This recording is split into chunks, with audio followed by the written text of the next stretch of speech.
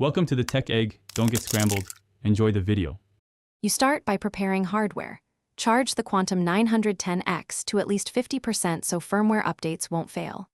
Next, choose connection mode, USB-C wireless dongle for low latency or wired 3. 5mm/USB-C for compatibility, and plug it into a USB 3.0 port. Power the headset and hold the pair button until the LED flashes. This puts it in pairing mode. Once paired, the LED will stabilize, and you'll hear an audible tone confirming the connection.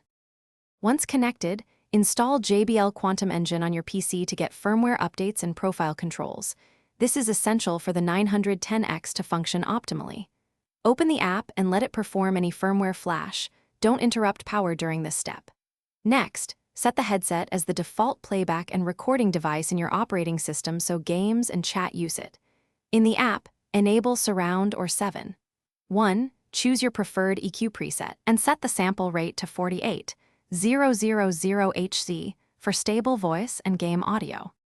Finish by performing in-app mic and speaker tests to verify left/right balance and voice clarity.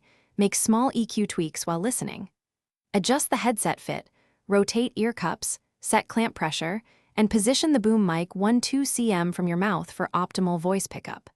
Save that configuration as a profile so you can recall it instantly.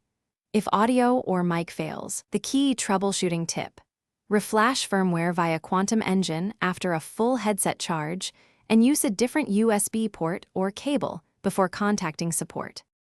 Thanks for watching. Consider subscribing if I helped unscramble your problems.